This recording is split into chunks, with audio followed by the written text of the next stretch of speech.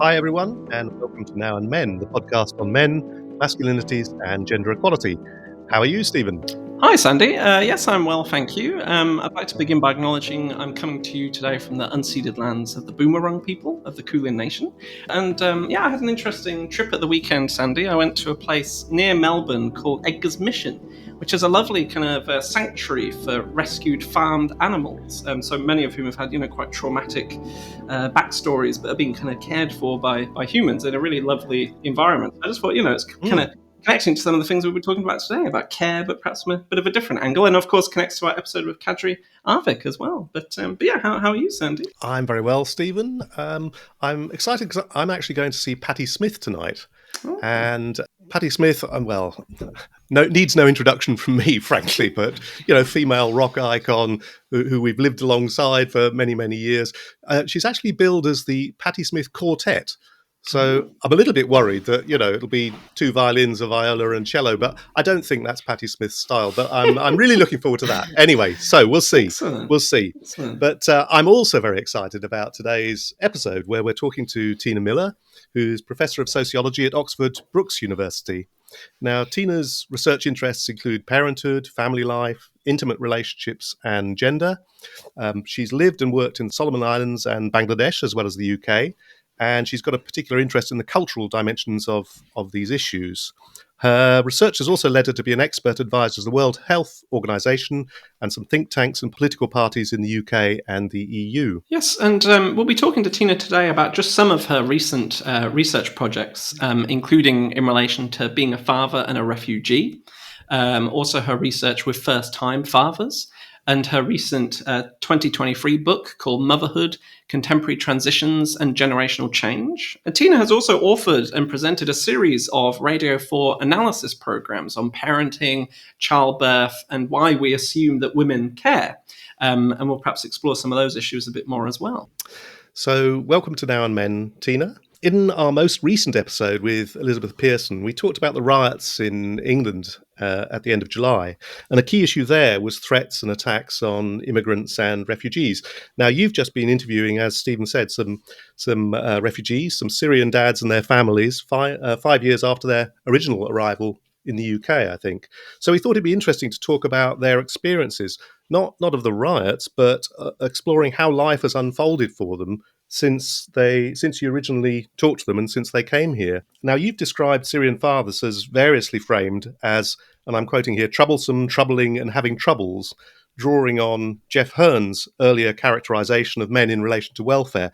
And I wondered as a first question whether you wanted to explain what you meant by that. Well, first of all, it's great to be here. So thank you very much for the invitation. And yes, it's a very timely moment to think about being a refugee and also being a dad. And that was our original framing of our research project, which I've been undertaking with Professor Esther Dermott, who's at Bristol University, and colleagues in Sweden, Dr. Therese Wieso, who's at Gothenburg University. And really importantly, our wonderful research assistant, Ziad Al-Gandour, without who the research would not be possible.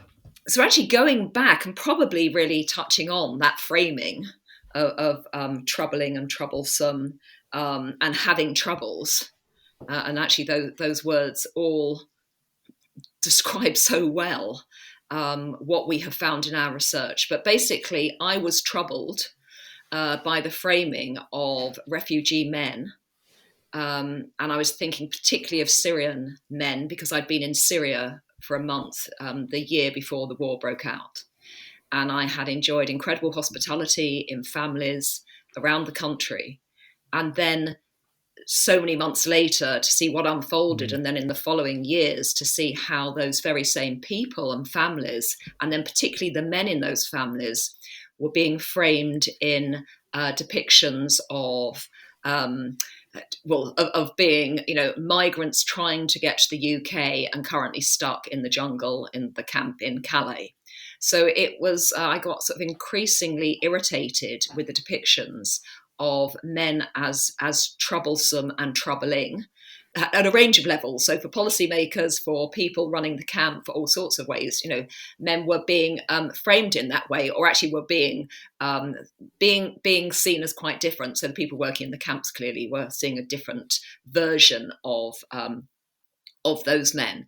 But the media and the press, and particular aspects of the press in the UK, were really depicting these men as a problem, and there was certainly not a welcome for the very same men who I'd met in Syria and were, family men, working hard, providing for their families, welcoming in strangers such as me, and providing hospitality.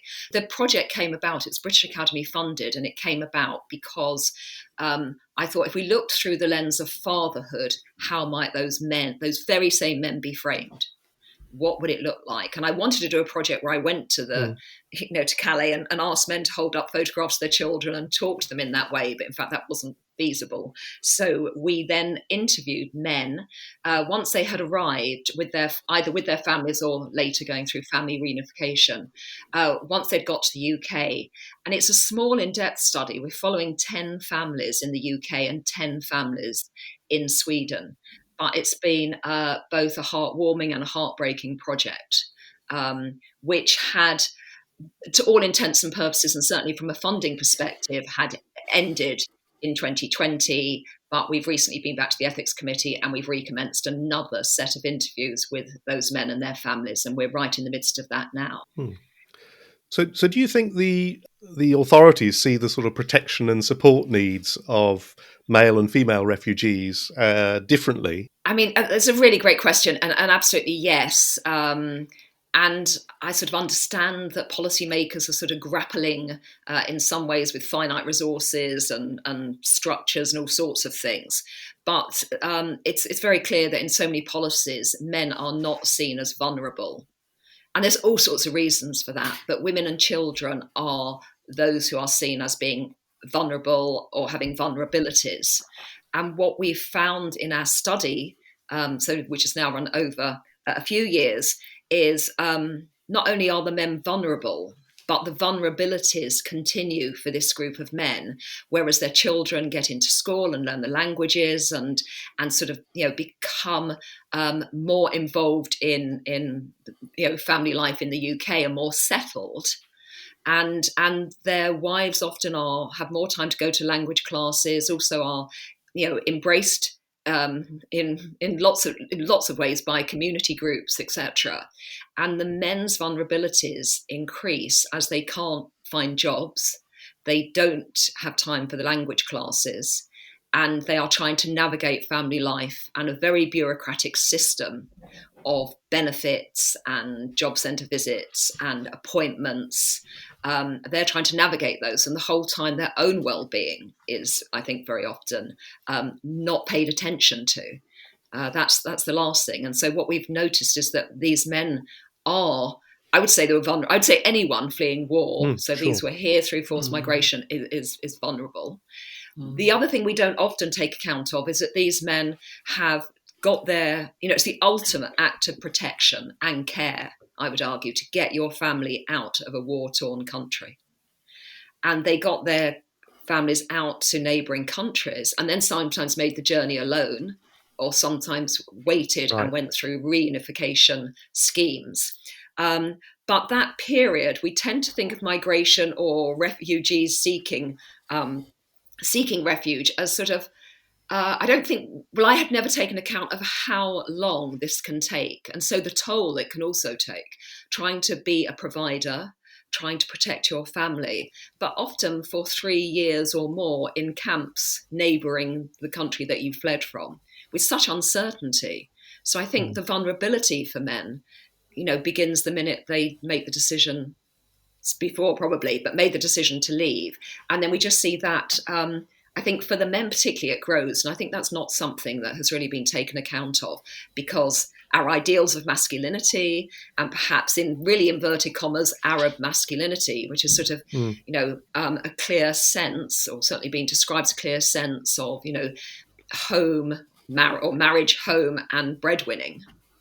And all of that is challenged and undone through this period of mobility, which is much longer than we'd normally think it might be. Yes, it's interesting, isn't it, that just by virtue of being men already, they seem to therefore be not seen as legitimate refugees from the outset. But yeah, and as you mentioned before, this is a project comparing the experience of Syrian fathers in both the UK and Sweden. So, do the systems of kind of welfare and support in these countries frame men who are refugees differently? And if so, in what ways? And how are fathers navigating those different systems? It's been really interesting. In the UK, the men are, I mean, just that it's really hard to convey. And actually, a book chapter that we've written in the Men and Welfare book, I hope starts to convey the sort of bureaucracy in the UK and the bureaucracy of the welfare system, which is filled with appointments and expectations that men work, but there are all sorts of barriers and hurdles that make it hard for men to find employment, language being one of them, as well as others. What we found and were really struck by, because we weren't expecting it particularly, was that amongst the Swedish fathers and the Swedish group of participants, the very strong discourse in Sweden of gender equality, that the state provides affordable, free childcare, that your child goes to kindergarten and then on to school, and that whilst your child is taken care of in that way by the state, that you will work and your wife, a partnership, both parents work, and that was taken on very clearly in Sweden. So the men had a much clearer trajectory, really, a sort of pathway that there's not much ambivalence there. There's childcare provided. The expectation is your child goes to kindergarten, to school, and whilst they are there, both parents work and both parents contribute. Right. So that's very different from the UK, isn't it? Because here, asylum seekers can't work. So on the one hand, they're accused of not providing or taking benefits or services or whatever. On the other, if they were able to work, they'd be taking our jobs, in inverted commas. It's like a sort of a no-win in terms of the sort of discourses that spun around that. I mean, the fathers in our study, once we had started to interview them, they had the right to remain, and that does mean that you can start to work.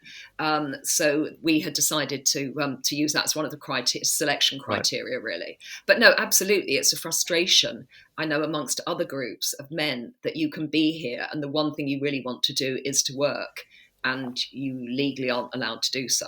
Yeah, and could you say perhaps a little bit more about that, about kind of perhaps differences in their experience, back home compared to being in the UK or Sweden? For example, like how they interacted with the, perhaps Western discourses about involved fatherhood versus perhaps these expectations about being the provider and things like that. How did they juggle that? Perhaps any kind of cultural differences or expectations there? Oh, I mean, it's such an interesting question, and it's something Esther Dermott and I have just been writing about. But the cultural differences were deeply felt. I think that's really important to stress in the UK, and the thing that they were most determined to do was to find work.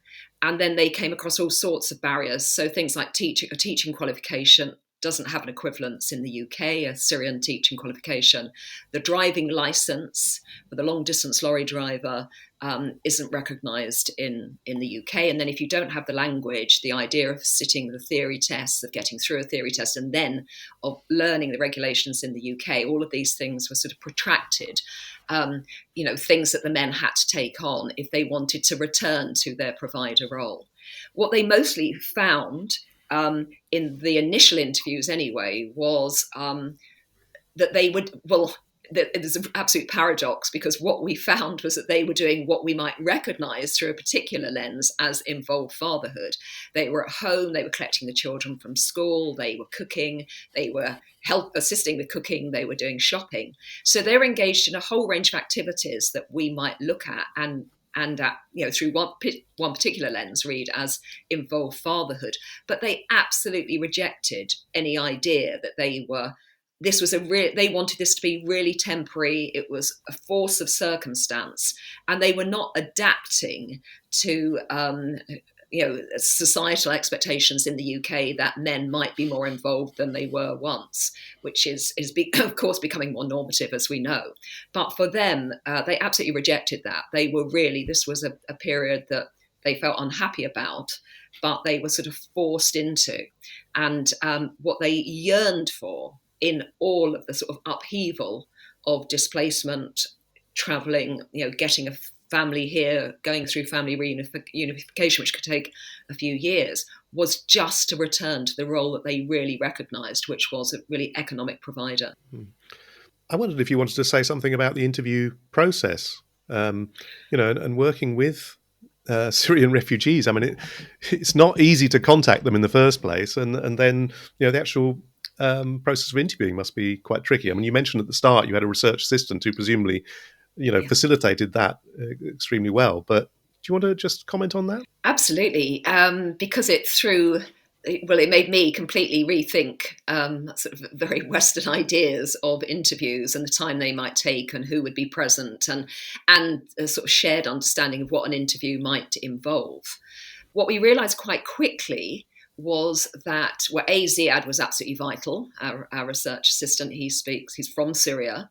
He'd also travelled here as a young male in his mid-20s, having just graduated from Damascus University, and to avoid conscription into a war that he clearly didn't believe in.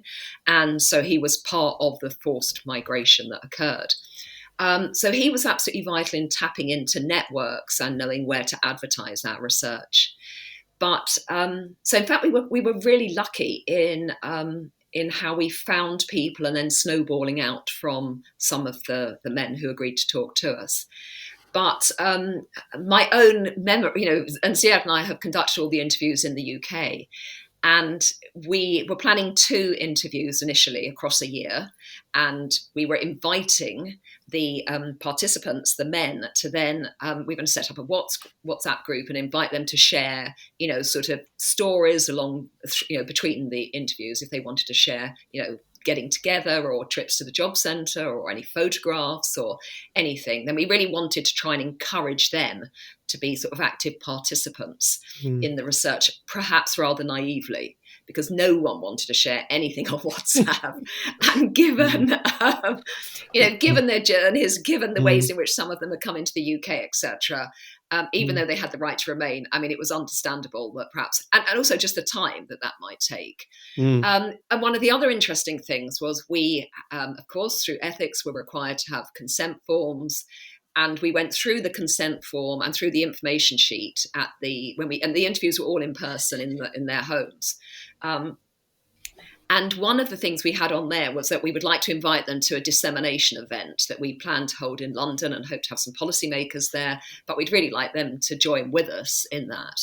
And almost all of them said, but I'm not sure if I'll be free on that day and I might not be available. And it actually gave a rise. They were concerned by this, what we felt was an invitation to involve them in dissemination, really get them to talk about their stories as well if they wanted to. So anyway, because of COVID, etc., that particular event didn't happen in that way. But it was interesting that this gave them anxiety rather than helpfully. We were hoping it would sort of help them feel more involved. Oh, sure. But the other thing about the interviews was we turned up and we booked, I think one day we booked 2 in London, and very quickly we realised that this is not a 1 hour or a 2 hour interview, that it's not necessary. There might not be other rooms for us to sit somewhere quiet, and that they very quickly became interviews with the family. So we were interviewing the fathers, but, wives were often around, children might be around. And as time has gone on, and particularly going back now to do these interviews 4 and 5 years later, the children are speaking perfect English. They may have had more children. Ziad still needs to interpret for some of the fathers. Or the children now, father might ask the child about a particular word and how to say it. So it's really interesting. But one of the things we also hadn't thought about was how much hospitality we would be given. And so a Syrian breakfast is not yogurt and blueberries. It's a full feast of wonderful food.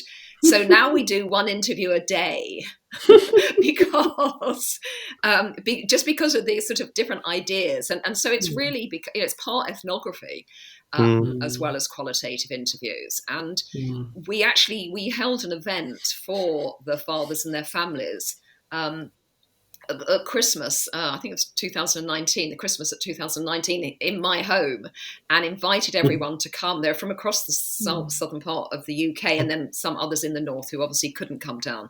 But we felt like we really wanted to return hospitality, and we'd been so welcomed into their homes that we had a really great event here, so that they, just to show them sort of a traditional English house decorated for Christmas. But they also brought food, and we had gifts, and it was a really special event that we had never thought about when we set out on the project. But it started to feel very necessary to share, to give back something more to the families. That's so fascinating. That point about the centrality of food really resonates as well here.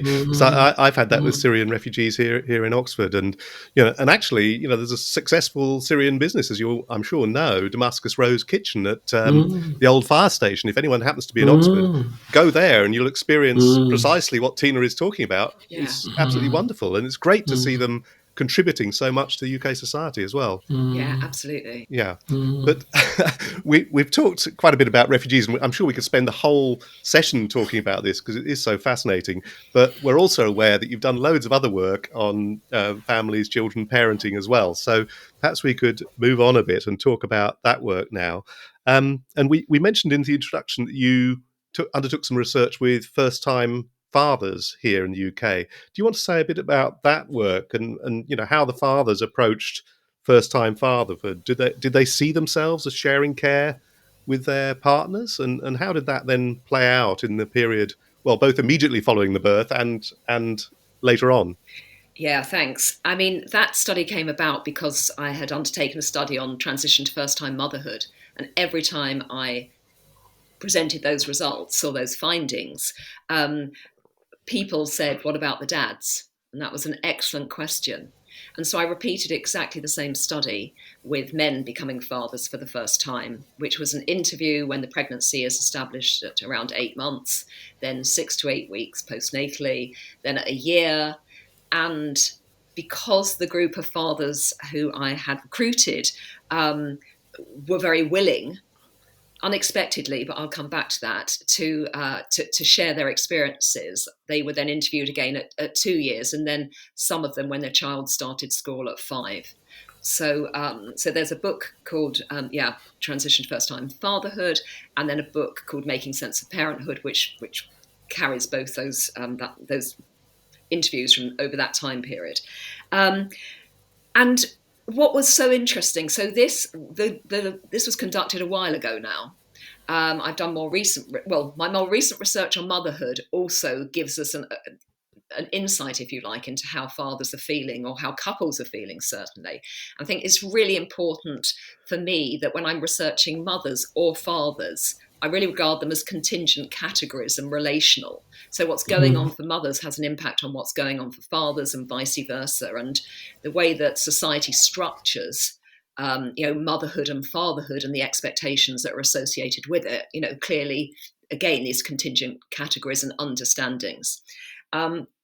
So what I found, again, it was really interesting in how I was placed in the interviews. And again, I think this is really interesting. I go to lots of seminars and presentations and conferences and things on motherhood that are quite, where the majority of researchers are women. And I go to the same events on fatherhood, and the majority of researchers can still be women. So I'm really interested in women researching, what I see, I think I have to be very clear about my positionality and how possible it is to put a maternal lens to one side, and how do we understand the data that we gather, that, what lenses do we use, and how do we influence the data we collect? I think those things are really important. And in the fatherhood study, it was really interesting. In fact, in both studies, because I was positioned very much as an expert. So the fathers in the first interview when the baby was due, so in that antenatal period or prenatal period, were really, first of all, I set off my first interview and I thought, what if they haven't got anything to say? So again, really reflecting very much on me as a researcher. So I quickly found a couple of pictures in a magazine, which also tells you that it was a while ago, of David Beckham. And I can't remember which other father it was now, but anyway, and I just thought, if all else fails, I can get these out and say, what's this picture make you think of? Have you heard about them as a father? It could be used as a prompt. Those things never came out of my bag. The interviews with the men were longer than the interviews I conducted with the women. It was, I was incredibly grateful for the time they gave, and they really were engaged in the study, so they might be in touch between interviews to tell me something. It really had really got them thinking about things and having someone to tell about them. But they would also say things in interviews like, I could never talk to my friends at the pub about this.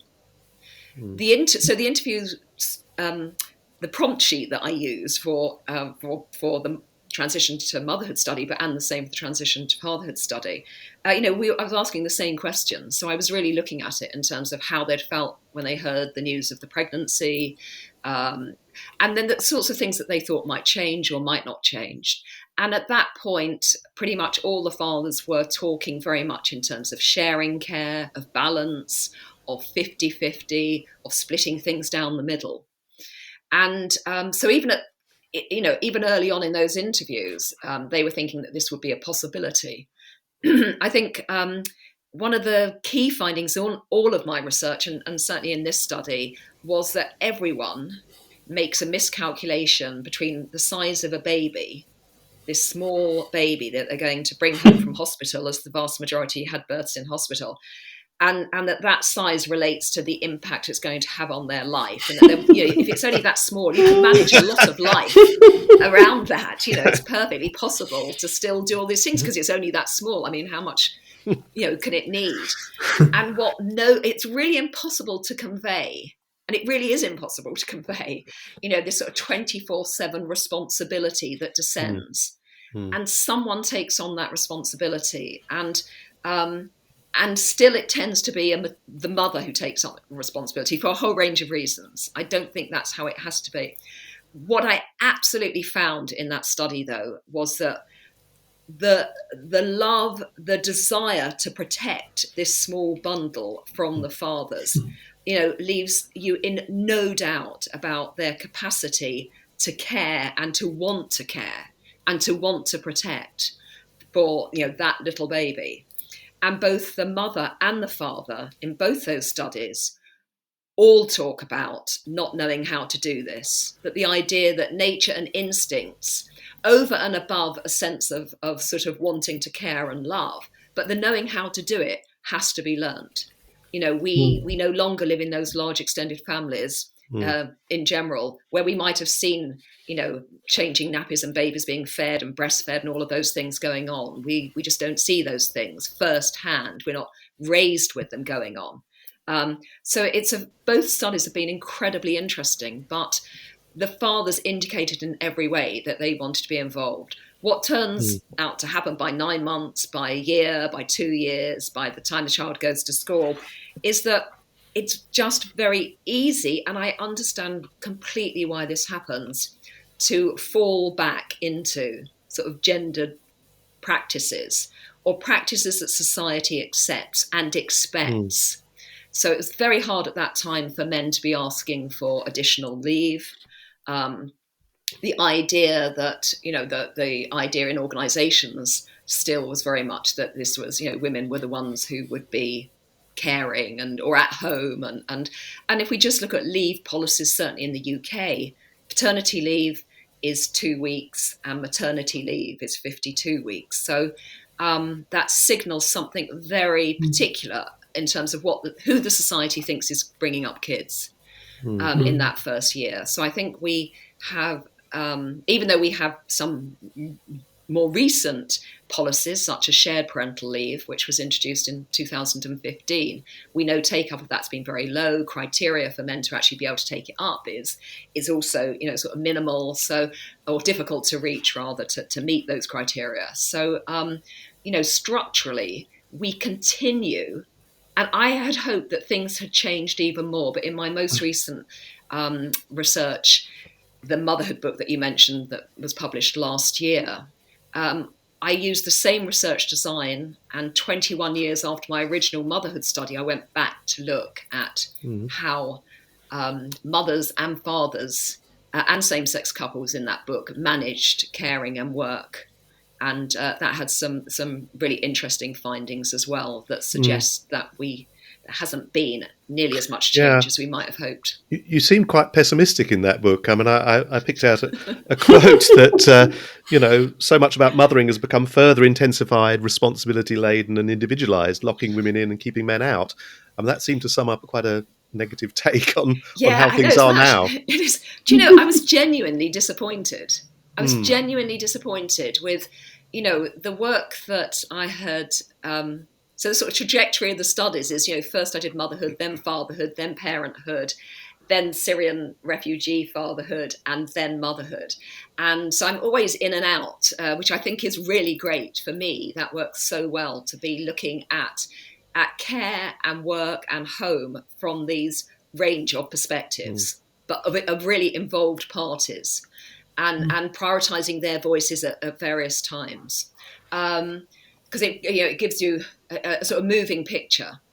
And actually, I was really disappointed because now this is naive as well. But when I did the first study, I sort of thought, well, I've found out what we need to change. And as a naive, much younger researcher, I felt, well, things will change, won't they? So there was a sort of wonderful naivety there as well. And then, but also the other work that I've done and seeing capacities to care and love and the sort of very best of a human desire to have a relationship, with a child and the benefits of that. And not saying that isn't problematic, and we know it's problematic for some groups and all sorts of things. So I'm not trying to paint a sort of rosy, nostalgic picture of that in any way. But, many people would hold up the relationship, with being a mother or being a father as sort of one of the key. I mean, I'd say it's having my 3 daughters is my biggest achievement. And I absolutely feel that. So I think a lot of parents would feel that, not when they're awake for the, 7th night in the row with a young baby who won't sleep, and they're sort of thinking, will this never end? And I don't like this baby very much at the moment.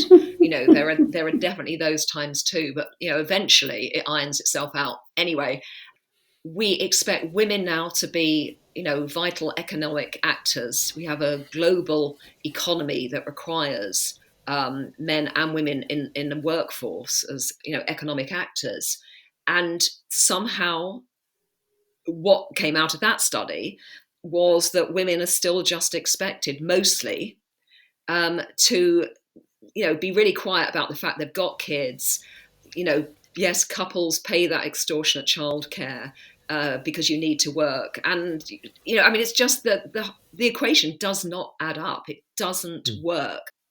First of all, if I was starting off designing a society in a sort of more megalomaniac moment, I would be putting family and care at the core, and then I would be thinking about, and how do we fit work in? So is it a 4-day week with flexible hours that really then allows us to recognise that care is not just a first year after a child is born. It might be care for people who don't have kids, who have other caring responsibilities. If we better understood the importance of caring in a civilized society, which can be interpreted in so many different ways, and we had that as an expectation of productivity almost, that, we do caring and it has benefits, but because they're not economic, largely, it's sort of just, it's invisible. Yeah.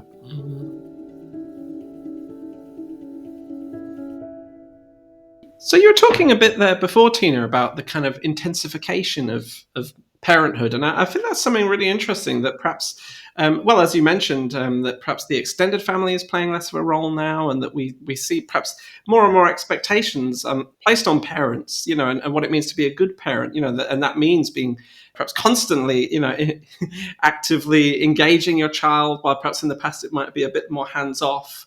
And we've got all this science now about what it means to have a healthy development and stuff like that, which places a lot of pressure on parents. And I would imagine especially mothers, in that regard. Could you say a bit more about that, about the kind of, about this intensification of parenthood and the gendered implications of that? Yeah, absolutely. I mean, you're quite right in that we, live differently. So the extended family is no longer the norm. Though actually, in the motherhood study, my most recent motherhood study, some people did move to live closer to parents because they realised they needed help. Because trying to make this equation that we were discussing earlier work, they actually needed additional help. So the intensification comes from a range of sort of sources. So sort of neuroscience has added another whole layer of expectations about what we must do, not just to sort of feed and clothe a child and love them, which I think was I regarded as the sort of key elements when I have my children. But now, they need to be you've got neuroscience, so that is affecting ideas of ensuring that the brain develops and is given opportunities to develop in particular ways. And if you don't do various things in the first 1,000 days, that sort of it's all over. And the other thing, though, is the sort of neoliberal backdrop of sort of raising the successful child. And I think children, I mean, I talk to students at our university, and I know that they feel under pressure because, they feel a sense of their parents having invested in them. And so to let their parent down, to not get the good degree. And I mean, I think, I sort of appreciate having been raised by my parents, and they did a lot of really nice things for me. But it wasn't a sort of investment in a more of an economic sense that I hear from students. So that neoliberal backdrop is also that parents are supposed to be raising the sort of successful, competitive child. And, though that, along with neuroscience and mothers working and fathers working, it's a sort of heady mix, really, of intensification. So, and then if you think that we are not usually living near grandparents, though I think that we might see more of a shift to that. And we certainly see grandparents who do live close helping out with trying to help that. But there's more recent work on intensified grandparenthood. So in my research, I found that no one was at home doing nothing. The weekend was full with activities or after school activities. And, that idea of being bored, of sitting at home, of that being an okay style of parenting, was one that, so it's the thing is, it's invidious because it's really hard to opt out of. It's hard to be the only mum or dad who isn't taking your kid to all those extra things, or isn't, so it's we do a lot of surveillance of each other as parents.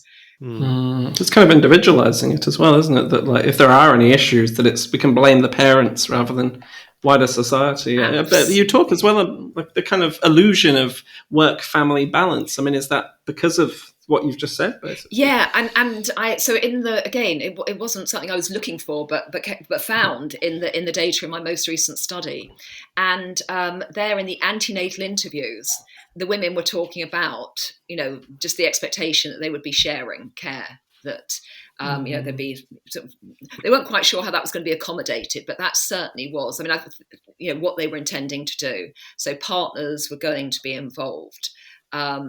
And it was very straightforward in the antenatal interviews. So they're expecting the baby, they haven't got the baby.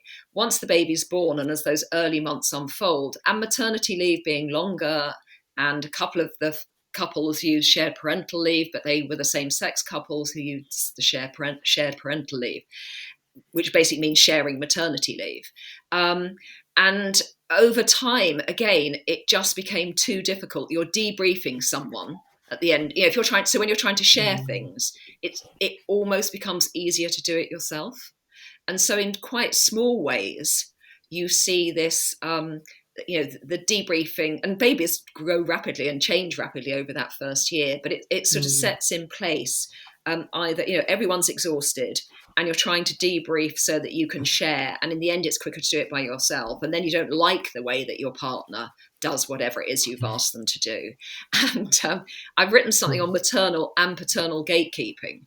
And I could really see this unfold as well in terms of women not liking some of the things in heterosexual couples, mums not liking some of the things, dad always fed the wrong food, dressed them in the wrong clothes, didn't, allow them to watch too much TV.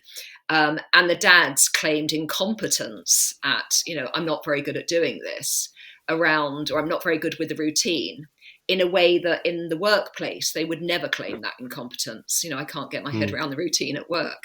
So it was really interesting to just see these sort of subtleties and nuances of relationships that unfold around, I would say, what's quite a difficult year, a first year of having a new baby for relationships and couples. But anyway, so I was really disappointed to find that the work-family balance, because I think the discourse has been really successful. So we can talk about it. We sort of know what it means. We appreciate that it's, there are all sorts of benefits to kids having two parents involved, and that in the end, I was sad that the women had actually felt that this was possible. And that really speaks to the power of the discourse. But in practice, it was an illusion. And it was the women who reduced their working hours. So couples, in the end, it tended to still be, and we know how that then plays into gender pay gaps and all of those things, that motherhood penalty. And, I think one of the things is that we still haven't seen enough of, we haven't reached a tipping point, where we see enough men. They're much more visible in caring. That is really positive. They're much more visible out and about with kids of all ages. I know that people still make assumptions about, is it, where's mum? And they get subject to those sorts of comments. But they're absolutely out there. They're absolutely demonstrating their capabilities. But the structures still can make it difficult for them to become the primary carer. We've got more and more examples, but we haven't reached a tipping point where there are enough men in that role to really start to feel like this is becoming, men as a primary carer is a normative sort of position and something that we all recognise. But I think that we're misled to believe that that's possible politically, structurally, but in practice, anyone who tries to do it, it's incredibly difficult to achieve. And what, in your view, does need to change in order for that to become possible, in order for that to become normative, for men to be, much more equally actively involved, I guess? Yeah. I think that takes me back to the point around a sort of a societal level and a recognition and appreciation of caring. And caring as a sort of lifelong responsibility, activity that all members of society, join in. We don't recognise, the hard work of raising a family. With declining fertility rates, in some countries they're sort of have increased benefits and are really trying to encourage family, people to have kids. So I think that we need to see some really fundamental societal change, and but also, shared parental leave, which was introduced in the UK, was really heralded as, a sort of a moment of facilitating gender equality and options for couples. But the reality was it was taking a benefit that, maternity leave and saying, okay, you can give some of your maternity leave to the father or to your partner in a same-sex couple. And because women are having babies at a later age, they're generally feeling, I'm entitled to that leave and I'm really looking forward to it because I've been in the workplace till I'm in my early 30s now. I've contributed, that's my leave. And they do talk about it as a holiday. And once they've had the baby, they realize it's not a holiday, but they certainly feel an entitlement to that being their leave. So I think, we know that we have to have policies that are named. Men have to have if we're serious about involving fathers more. So we need even more visibility for it to become more normative, but we need the policies that enable that. We need a broader sort of societal discussion around the importance of caring and the benefits of caring, and the benefits of being able to be a man as well as a woman, but to perform masculinities in a whole range of ways that aren't then read or in particular ways. I think we still have quite a narrow ideas about men's capacities, which then, of course, I think that also leads to issues and problems around men feeling sort of, where are they? How do they fit in? They're not generally not cast as a primary parent, and they're not given the opportunity. I think there's a lot going on in terms of thinking about men's lives and masculinities too, in relation to caring and fatherhood.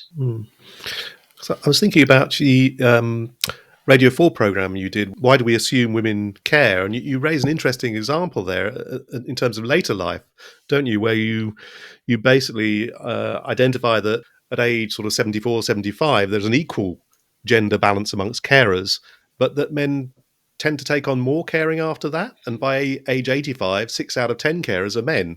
So, that's kind of interesting in this respect, isn't it? I think it's really interesting because, one of the reasons for that is because women are more at risk of developing something like dementia, which is then going to need care. So there's a sort of a difference in who needs the care. But I think I've also seen that illustrated, though, in research on grandparenting, where grandfathers take on caring, perhaps take on childcare whilst daughter or son works or whatever, looks after the grandchildren. And so we've got these, I think, very rich examples of men taking on caring in ways that, either with grandfathers, quite often they'll talk about sort of, well, I worked, I was the provider, I couldn't have cared, talking about a different time, but absolutely loving and benefiting from being a grandfather who has caring responsibilities. That's a sort of a great example. And this is a really positive note, I think, because it's not that they've suddenly learnt those caring skills, so they clearly will have to learn some aspects of those, because we continually learn different caring skills. It's not like they're innate and that's it, and we're, But I think the capacity to care is innate, but I think that it's either maternal or paternal. I think, that more broadly is innate, wanting to care for others or protect them. But I think it's really great to see at that stage of life. It's just a shame we don't have the structures to enable it to occur earlier. But it absolutely speaks to men's capacities to care, and care in probably quite complex ways for loved ones, whether those are grandchildren or whether those are, a spouse or a partner. Mm-hmm. Yeah, it's incredible how, there is this widespread perception that women are sort of naturally somehow more able to care than men. And the reality is, of course, as you explained, that they're more likely to do it. And yet that example points to the fact that men and women can be equally good at it in many ways. It's so interesting that we hang on so tightly to essentialist ideas of women and care. And I can think of, sort of relatives, not to name anyone, but where in heterosexual couples, any day I'd want the guy caring for me and not my closer relative. I can't help but think here about the relevance of all of this to paid care work as well, and to the social care workforce in the UK, of which women make up about 82% currently. But of course, the demand for workers is, dramatically. Well, I think there's already significant demand for workers, isn't there? And that's only going to increase with our aging demography. Mm-hmm. Yeah. So, should we be encouraging more men to be working in the kind of social care sector? And if so, do you have any thoughts on how we could be doing that, and what are some of the obstacles to doing that? I think you really touch on a sort of a key point, which is sort of in the shadows or off at the wings very often in debates about men and caring, and it's about men as risky actors. And it actually takes us right back to the beginning, because the refugee men were seen as being risky actors, and I think this is something we just have to continually challenge and critique. That isn't to say that men can't be violent and all sorts of things, but we also know that it's not a straightforward. That's not straightforward.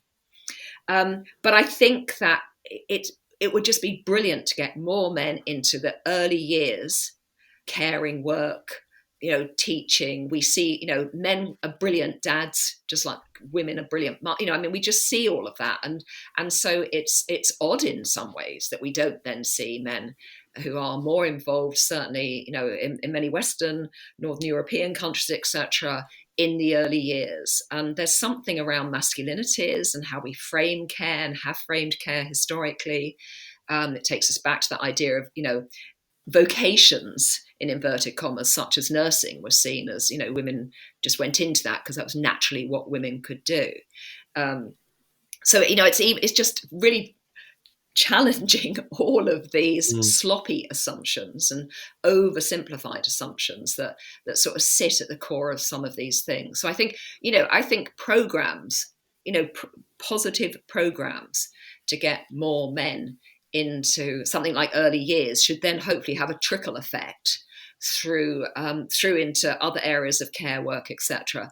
And I know, personally, my mum was in a care home, and talking to the care workers there was one male worker who came in at the weekend, and the men in that home really looked forward to this guy arriving, and just someone they felt they'd have perhaps a different type of conversation with or whatever, someone who they felt more comfortable with, or I think it just showed the importance for the people being cared for of having sort of something that looked a bit like society on the outside also being represented in the care home as well. But I think probably we'd start to really disrupt that. And I know that people are trying to do this, but with starting with early years care and that progression from involved fatherhood to fathers in those early year spaces, and then beyond. And that could hopefully help to...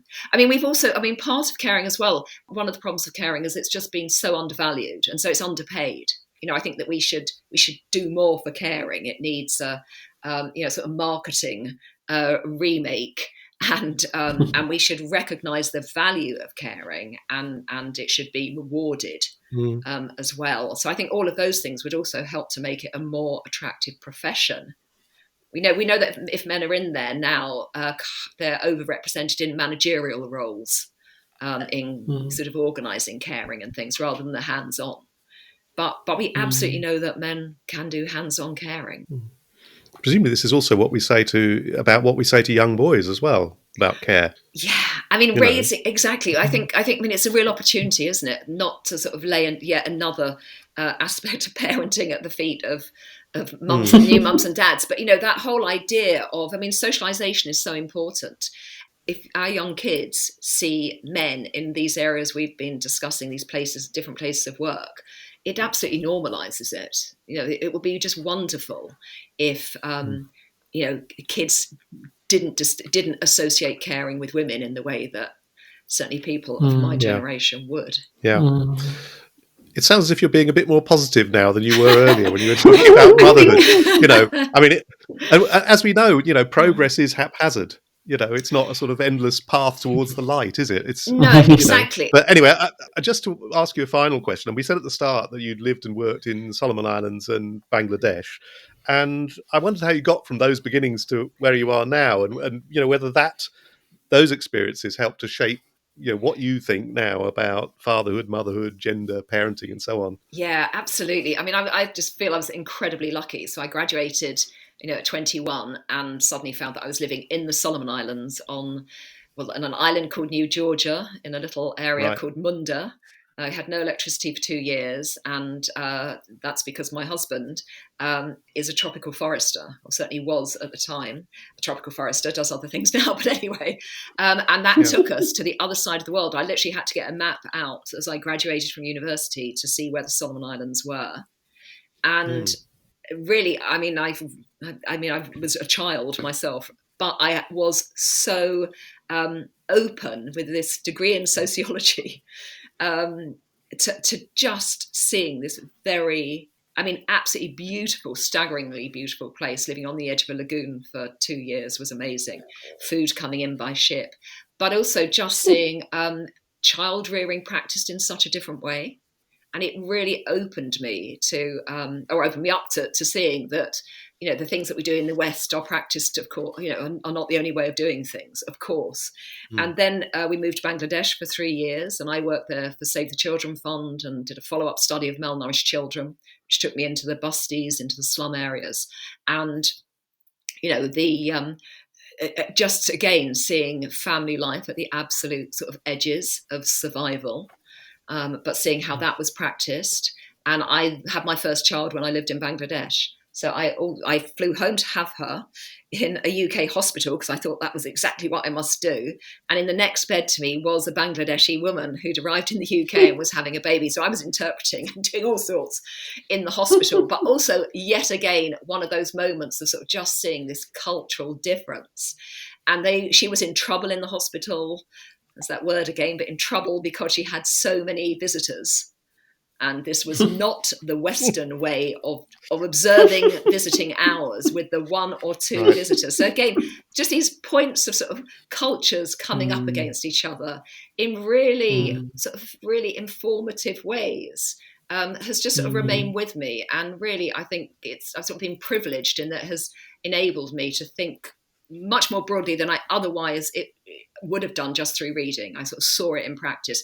Of course, those places have changed a lot since then, but it was an amazing experience. So along with a sociology degree, to then have those experiences, sort of gave me a view that I felt very privileged to have and still do. I mean, I feel that was incredibly lucky. Well, it's been a great privilege listening to you today. I mean, it's really fascinating stuff that you've been working on for so long, and I'm glad that you've been able to talk to us about it all. It's been great. Thank you very much. So much. Yeah, no, thanks for the opportunity. Absolute pleasure to have you. Thank you. Great. Thanks. So, Stephen, there was so much to pick up on that interview with Tina there that I'm not quite sure where to start, but what would be your start? Well, one thing I think it is important to highlight, because we didn't get a chance to discuss it much, but I think Tina really does highlight this a lot in her work, is the issue of intersectionality. Of course, experiences of care and parenting are very different, not just because of gender, but also because of issues like class for different people. So, for example, this issue of intensification of parenthood, she talks about how actually those pressures and expectations upon being a good parent, apply across the board, actually, across social classes. But obviously, it's potentially a lot easier for of course, still difficult, but perhaps less difficult for middle class families to kind of meet those expectations that it might be for working class families in terms of things like, taking a child to lots of after school clubs and extracurricular activities and being very actively involved in every aspect of their lives, which of course does require a lot of resources and time. And of course then, so class and economics plays a big role in shaping your ability to do those things, but also then, the class divide widens because of that as well. That then if middle class parents are more able to send their child to all sorts of different extracurricular activities and to really play an active role in supporting their educational career, for example, that then, makes it easier for middle class children to succeed in education and other aspects of their life. Yeah. Well, and just to add to that point, really, I mean, she said that the nature of the family is changing. Really, there's this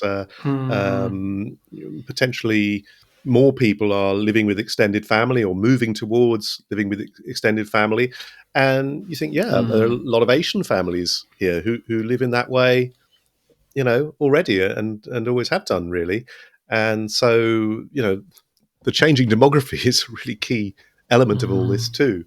And it's very hard to talk about one type of family. There's so Absolutely. many different forms, aren't there? And we didn't really talk about gay and lesbian families and parenting in those families as well. And I'm sure Tina would have had a lot to say about these issues, but for reasons of time, we didn't. But and you could say that even amongst the sample of Syrian families, we didn't ask too much detail about those families. But it's quite possible there were significant differences in how they functioned. Some of them may have been Christian, some of them may have been Muslim, and so on and so forth. So religion comes into it too. and faith. Absolutely. So refugees are not a monolithic group at all, are they? Exactly. So and there's a great film by Ken Loach, isn't there, called The Old Oak, which actually is set in Durham, where I lived until recently, which really I think is a good representation of some of the experiences of Syrian refugees in the UK. I couldn't help but think as well about, it was after we'd stopped recording, but Tina mentioned about the fact of both of these countries where she lived previously, of the Solomon Islands and Bangladesh, also very heavily impacted by climate change, which of course in turn is leading to more displacement and refugees, and of course tearing families apart. So, and also in terms of the wider context, I mean, we mentioned at the start that, we talked previously to Elizabeth Pearson about the riots that took place here and the threats to migrants and refugees and so on and so forth. Obviously, we didn't really talk about that in relation to this conversation, but it struck me when she was talking about, trying to encourage the families to take part in a sort of public presentation and talk about their experience, they were very reluctant to do that.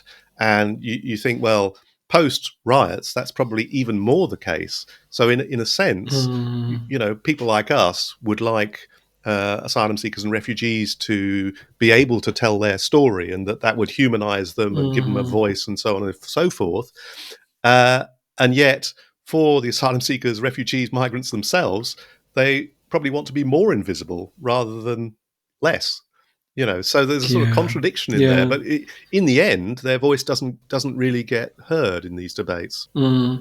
Absolutely, and I must confess to feeling quite disheartened, to be seeing at the moment, the British Prime Minister Keir Starmer, cozying up to Giorgia Meloni, the Italian leader, it's obviously quite far right, and obviously this is just a few months after the riots in the UK, and I just feel like we all can play a part, can't we, in shifting the discourse. Why is it that taking in refugees and having migrants is seen as such a bad thing when actually they enrich our societies so much, and we need people to work in the care sector, for example. We really need to shift the conversation there, don't we? Well, as I mentioned, there's a Syrian business here in Oxford, which is doing very well, and it's a great place to go and visit. I mean, they are enriching our society, and as are refugee groups from other countries as well. So there's that. Plus, of course, the fact that the vast majority of refugees stay in the region of origin. Most refugees want to go home. Huge numbers have gone from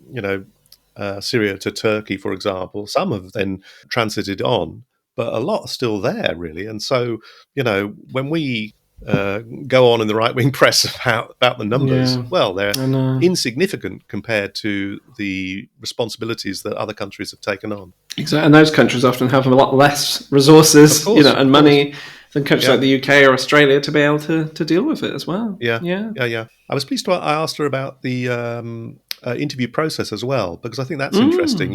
She gave a really good sense of some of the difficulties and the chaos of the lives of some arrivals, that they're trying to deal with all these different agencies and look after their kids and, provide and so on and so forth. And that's forgotten, really. I mean, I think the notion that asylum seekers and refugees are sitting in hotels, which implies they're virtually on holiday, is just so false. Actually, their lives are quite busy with just trying to survive.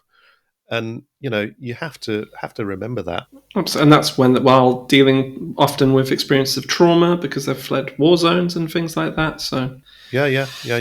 Anyway, that's probably enough from us for 1 week. But yeah, thank you so much, as always, everybody, for listening. Just to highlight as well, we have now got a Facebook page. So if you're on Facebook, do find us at facebook.com/nowamen and like the page and leave a review or a comment if you like. But yeah, for now, take care, everybody. Contact us at nowamen@gmail.com if you have any questions or comments, and we'll speak to you again soon. Yeah, thanks for listening, and speak to you soon. Bye-bye. Bye. Bye.